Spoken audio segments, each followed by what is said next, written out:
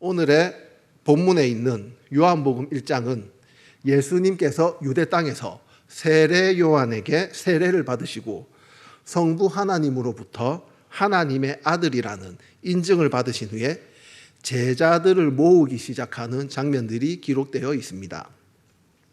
예수님께서 세례를 받으시고 제자들을 부르시는데요, 처음으로 부르신 두 제자가 세례 요한의 제자라고 말합니다.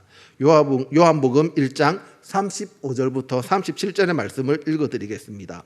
또 이튿날 요한이 자기 제자 중 두 사람과 함께 섰다가 예수께서 거니심을 보고 말하되 보라 하나님의 어린 양이로다.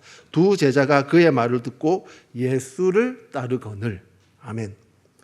거니시는 예수님을 본 세례 요한은 두 제자에게 예수님을 하나님의 어린 양이다 라고 소개합니다. 세례 요한이 두 제자에게 예수님을 하나님의 어린 양이라고 소개한 것은 오직 예수님만이 유월절에 어린 양처럼 자신의 목숨을 내어주심으로 모든 백성을 죄에서 구원해 주실 것을 알고 있었습니다. 그래서 하나님의 유일하신 아들 겸 그 어린 양이 나타나심으로 죄의 문제가 해결될 것을 확신한 세례 요한은 두 제자에게 하나님의 어린 양이라는 감격의 고백을 한 것입니다.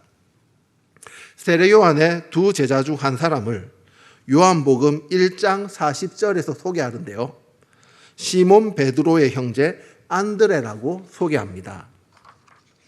그런데 한 사람의 이름을 소개하지 않습니다. 소개하고 있지 않은 이 제자를 요한복음의 저자 요한으로 추정합니다. 이 요한은 요한복음에서 자신을 이야기할 때 주님이 사랑하시는 자 또는 그가 사랑하시는 자라고 하는 정황으로 볼 때 요한이 자기 자신을 소개하지 않은 것으로 추정합니다. 어쨌든 세례 요한은 자기의 제자 중에 일부였던 안드레와 요한이 예수님의 제자가 되기를 진심으로 원했기에 예수님을 하나님의 어린 양이라고 소개한 이유도 있습니다. 이유는 자신이 하는 사역이 예수님을 소개하고 예수님 사역을 지원하는 것이었기 때문입니다. 안드레와 요한을 제자로 부르신 예수님은 갈릴리로 가시는 길에 빌립과 나다나엘을 제자로 부르시는데요, 오늘의 본문 요한복음 1장 43절부터 51절의 말씀에 기록이 되어 있습니다. 빌립을 만나신 예수님은 어떠한 설명과 설득도 하지 않으시고 그저 나를 따르라 라는 한마디의 말씀만 하셨습니다. 예수님의 나를 따르라 이 한마디의 말씀만 하신 이유는 빌립은 생각이 많은 사람이었기 때문입니다. 이러한 빌립의 기질을 알고 계셨던 예수님은 빌립에게 나를 따를 것인지 말 것인지 머리로 계산하지 말고 결단하라는 의미로 말씀하신 것입니다. 우리가 또 읽지는 않았지만 오늘의 본문 바로 앞부분인 40절부터 42절의 말씀을 보면 요한의 제자에서 예수님의 제자가 된 안드레가 형제 시몬을 예수님께 데리고 왔을 때 예수께서는 그 시몬의 이름을 베드로라고 지어주시는 모습이 기록되어 있습니다.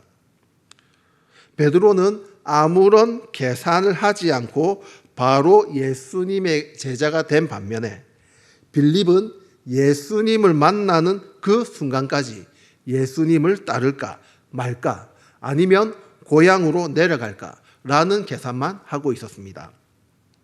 이때 빌립을 제자로 부르지 않으면 그 길로 고향으로 내려갈 것이라는 사실을 아신 예수님은 빌립에게 나를 따르라 라는 한마디로 결단을 촉구하셨습니다.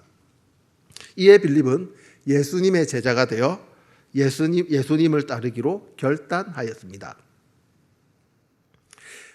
예수님의 제자가 된 빌립은 이제 나다나엘을 찾아가 모세가 율법에 기록하였고 여러 선지자가 기록한 그 일을 우리가 만났으니 요셉의 아들 나사렛 예수니라 라고 예수님을 소개합니다. 빌립은 나다나엘에게 예수께서 이 땅에 오심으로 구약 성경에 기록된 사실이 성취되었다고 예수를 소개하고 있습니다. 빌립이 나다나엘에게 예수님을 이렇게 소개한 이유는 나다나엘은 율법에 정통한 유대인이었기 때문입니다. 빌립이 예수를 소개한 말에는 성경의 중심이 예수라는 사실을 함축하고 있습니다. 예수님이 성경의 중심이라는 사실은 예수님만이 세계와 역사의 중심이 된다는 말씀입니다. 그러므로 성경을 읽고 묵상할 때 이러한 사실을 기억하고 기도하면 성경 속에 담긴 의미를 더 정확하게 이해하도록 성령께서 도와주시고 우리가 살아가야 하는 이유를 다시 명확하게 해 주십니다.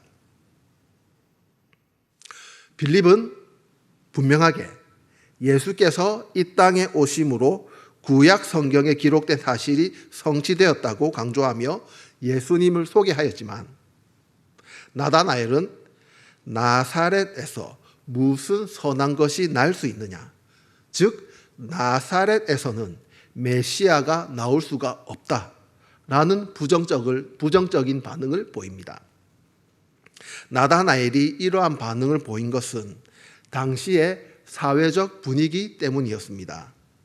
나사렛은 4세기 이후에 예루살렘과 함께 기독교의 중심지로 떠올랐지만 당시의 사회적 분위기는 나사렛 사람을 멸시하는 분위기였습니다.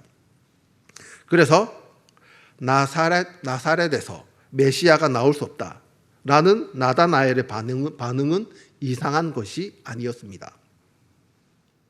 이렇게 부정적인 반응을 보이는 나다나엘에게 빌립은 일단 가서 보자 라는 의미로 와서 보라 라고 강하게 설득하자 나다나엘은 빌립을 따라서 예수님을 만나러 갑니다. 이제 나다나엘이 예수님을 만났습니다. 이에 예수님은 그를 향해 이는 참으로 이스라엘 사람이라 그 속에 간사한 것이 없도다 라고 칭찬을 하십니다. 솔직히 나다나엘은 예수님에 대한 선입견을 가지고 빌립을 따라왔는데 자신을 칭찬하시는 예수님의 모습에 어리둥절해야 합니다. 그래서 나다나엘은 예수님께 저를 어떻게 아십니까? 라고 질문을 합니다. 이에 예수께서는 빌립이 너를 부르기 전에 내가 무화과 나무 아래에 있을 때 보았노라고 답변을 해 주십니다. 예수님은 이전에 무화과 나무 아래에 있던 나다나엘을 먼저 보셨습니다.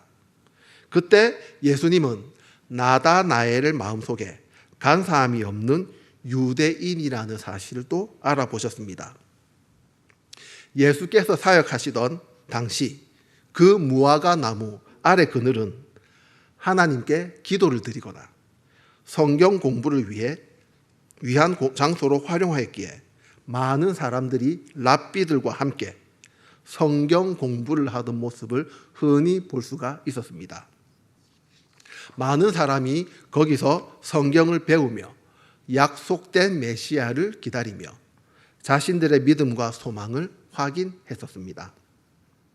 마찬가지로 나다나엘도 무화과 나무 그늘에서 성경 말씀을 배우며 약속된 메시아가 오는 것에 대한 간절한 소망을 품고 있었습니다.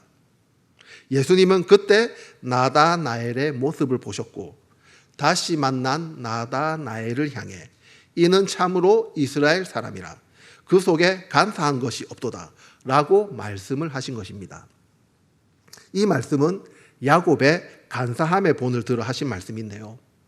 나다나엘은 나사렛과 같은 촌동네에서 메시아가 어떻게 나올까를 의심은 했지만 그래도 야곱이 형의 약점을 이용하여 장자권을 차지한 것, 또 아버지를 속여서 형이 받을 축복을 훔친 간사한 야곱의 성품을 물려받지 않은 사람이라고 하신 말씀입니다.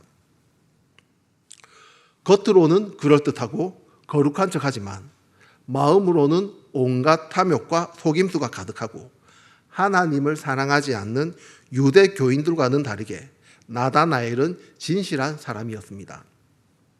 나다나엘은 진실한 사람이었기에 예수님을 향한 의심을 숨기지 않고 드러낼 수 있었던 것입니다. 이처럼 마음의 의심을 포함하여 자신의 나약함을 숨김없이 하나님께 겸손하게 드러내면 하나님은 그를 더욱 사랑하시고 마음의 의심을 바로 잡아주십니다. 우리는 하나님 앞에서 항상 부족한 사람들입니다.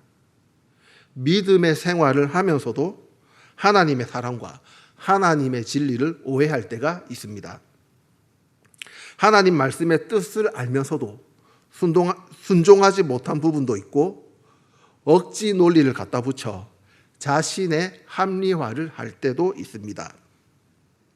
이러한 이중적인 마음은 사람들 앞에서는 숨길 수가 있지만 우리를 창조하신 하나님 앞에서는 절대 숨길 수가 없습니다. 그러므로 우리는 우리의 모든 마음을 항상 솔직하게 하나님 앞에 내어놓아야 합니다. 하나님의 말씀에 순종하지 못한 저의 불순종을 용서하여 주소서. 저는 하나님 없이 살 수 없으니 하나님 저의 마음을 새롭게 잡아 주소서라고 용서를 구해야 하는 것입니다. 이처럼 자신의 마음을 솔직하게 내어놓고 용서와 도움을 청하는 사람이 하나님 보시기에 진짜 하나님의 백성이기 때문에 하나님께서 사랑으로 용서와 도움의 손길을 허락하십니다. 다시 본문으로 돌아오겠습니다. 나다나엘은 자신을 간사한 것이 없는 이스라엘 사람이라고 칭찬하시는 예수님 말씀에 겸손히 라삐어 당신은 하나님의 아들이시요 당신은 이스라엘의 임금입니다 라고 고백합니다. 여기서 예수님을 하나님의 아들이라고 하는 호칭은 예수님과 성부 하나님 사이의 친근함 그리고 일체가 되는 관계를 묘사하는 말입니다. 또 이스라엘의 임금이라는 호칭은 유대인들이 메시아를 가리킬 때 사용하던 말입니다. 즉 나다나엘은 무화과 나무 아래에 있던 자신의 마음을 알아보신 예수님의 신적 능력을 인정하고 예수님을 메시아로 인정한 것입니다. 이에 예수님께서는 나다나엘에게 새로운 약속의 말씀을 주십니다. 오늘의 본문 50절과 51절의 말씀인데요. 제가 읽어드리겠습니다. 예수께서 대답하여 이르시되 내가 너를 무화과 나무 아래에서 보았다 함으로 믿느냐? 이보다 더 큰 일을 보리라. 또 이르시되 진실로 진실로 너희에게 이르노니 하늘이 열리고 하나님의 사자들이 인자 위에 오르락 내리락 하는 것을 보리라 하시니라. 아멘. 이 말씀은 나다나엘 네가 지금까지 본 것은 아무것도 아니다. 앞으로 하나님께서 행하시는 더 크고 놀라운 일들을 보게 될 것이다 라고 하신 말씀입니다. 그리고 그 일들 가운데 가장 중요한 것이 무엇인지를 알려주셨습니다. 그것은 하늘이 열리고 하나님의 사자들이 인자 위에 오르락 내리락 하는 것을 본다는 것입니다. 이 말씀은 예수님께서 천사들과 함께 계속해서 성부 하나님과 교류하시면서 큰 영광 가운데 메시아의 사역을 수행할 것이라는 약속의 말씀을 하시는 것입니다. 여기서 예수께서 자신을 인자라고 부르신 의미를 잠시 살펴보겠습니다. 인자, 이 인자의 뜻을 사람의 아들이라고 생각할 수 있습니다.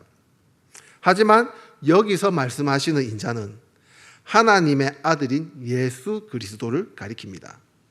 성경에는 예수를 믿는 자에게 하나님으로부터 영적으로 태어나 하나님의 아들이 되었다고 말씀하시지만 성경 어디를 보아도 예수님은 영적으로 태어났다는 말씀이 전혀 없습니다.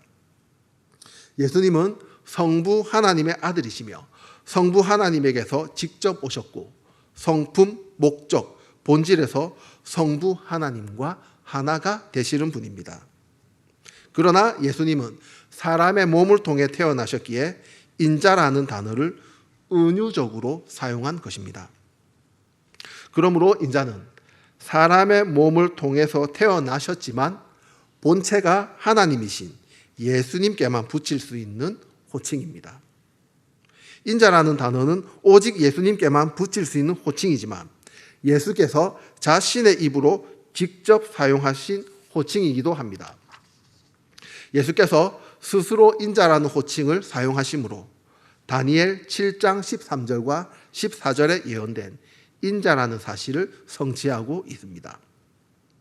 또 예수께서 스스로 인자라고 호칭을 사용하신 것은 민족주의적이고 정치적인 목적을 가지고 이 땅에 오신 것이 아니기에 인간들에게 정치적인 메시아로 오해하지 못하게 하는 조치이기도 합니다. 예수께서 우리의 죄를 대신하여 십자가에 달리시고 돌아가시는 순간 성전의 휘장이 찢어지고 지성소로 가는 길이 열렸습니다.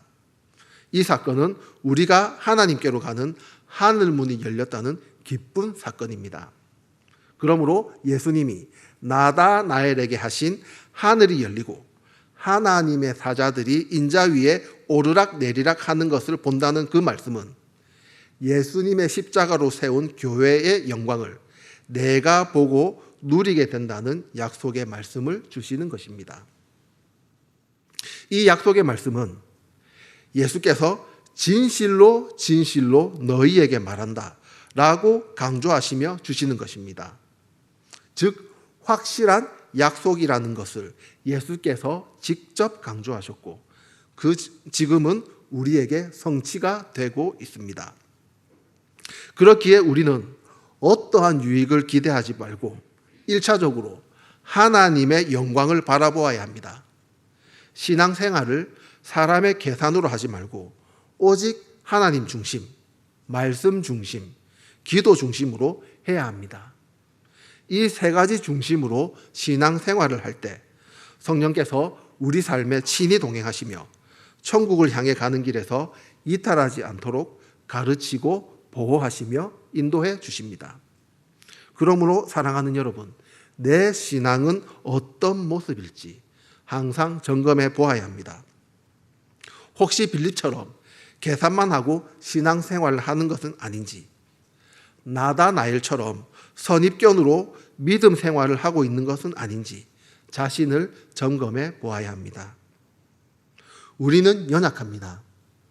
그래서 우리의 지식으로는 미래를 알 수도 없고 도덕적으로도 완전하지 못하는 한계를 인정해야 합니다. 하나님의 생각보다 나 자신이 옳다고 판단하여 하나님보다 앞서는 바람에 실패한 적이 많았다는 사실을 인정하고 하나님 앞에 겸손하게 나아와야 합니다. 또한 아직 하나님과 나 사이에 해결되지 않은 교만 등의 죄가 있다면 하나님께 겸손하게 모두 고백하십시오.